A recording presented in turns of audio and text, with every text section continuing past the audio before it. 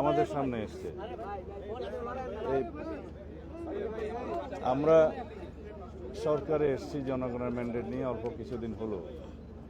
তার আগে ইন্টারিম গভর্নমেন্টের সময় এই রিপোর্ট তারা হাতে পেয়েছে।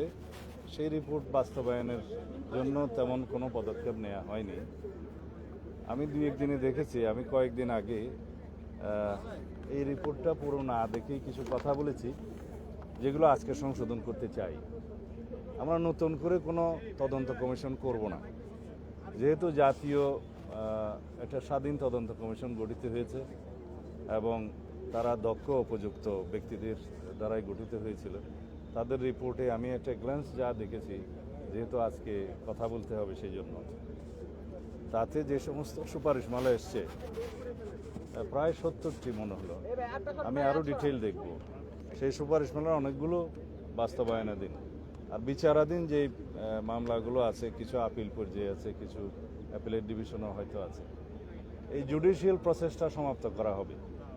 আর অন্যান্য যে সমস্ত রিকমেন্ডেশনস আছে এগুলো আমরা ধাপে ধাপে বাস্তবায়ন করব ইনশাআল্লাহ।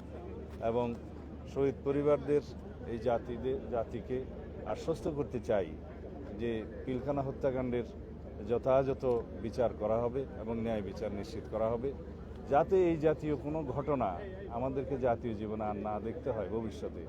সেজন্য যে সমস্ত পদক্ষেপ নেওয়া জরুরি, সমস্ত পদক্ষেপগুলো আমরা নেব ইনশাআল্লাহ। বাংলাদেশের স্বাধীনতা সার্বভৌমত্বের প্রতি হুমকি ছিল একটি ঘটনা, এবং বাংলাদেশের সেনাবাহিনীকে আন্ডারমাইন করা বা দুর্বল করা এটা একটা লক্ষ্য ছিল। সেটা তাদেরই থাকতে পারে যারা বাংলাদেশের স্বাধীনতা সার্বভৌমত্বে বিশ্বাস করে না অথবা একটা দুর্বল রাষ্ট্র হিসেবে এই দেশকে দেখতে চায়। ধন্যবাদ। মাননীয় মন্ত্রী, এই রিপোর্টটা কি প্রকাশ হবে কিনা? এই রিপোর্টে যা যা আছে সব প্রকাশ এটা নিয়ে আমি মন্ত্রণালয়ে আমাদের সংশ্লিষ্ট সবাইকে নিয়ে আলাপ আলোচনা করে পরে আপনাদের সাথে কথা বলব। না, এটা একটু আগে কি বললাম যে আমি তো পুঙ্খানুপুঙ্খ রিপোর্ট না দেখে কথা বলেছিলাম, আজকে এটা সংশোধন করলাম একটু আগে বললাম।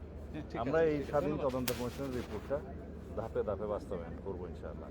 এবং যাদের দিয়ে গঠিত হয়েছিল, যে সমস্ত রিকমেন্ডেশন এসছে, এটা গ্ল্যান্স আমি দেখেছি, পুরো দেখতে পারিনি। These are good. ঠিক আছে, থ্যাংক ইউ।